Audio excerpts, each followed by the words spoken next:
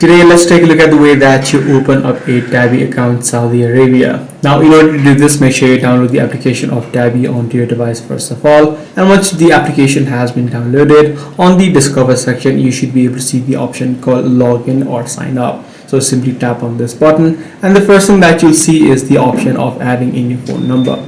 So right here in this section, make sure you select your country or your country code and then type in the phone number that you have and tap on continue. If you're creating this from Saudi Arabia, you'll need your valid national ID as well as a valid Saudi Arabia phone number that is linked with your ID. Alongside that, you'll also need a valid debit or a credit card, which could be Mada, Visa, or as well as a MasterCard. So depending upon what you have, simply tap on continue, and on the next step, a 4-digit verification code will be sent to the mobile number that you just added in. And once that step is complete as well, you just need to follow the on-screen prompts, which is going to be to fill in your details such as your full name, your email address, as well as your Saudi ID. And your account should be created as you link your card. So that's the way on how you do it. If this video was helpful to you, be sure to subscribe. I'm going to see you in the next one.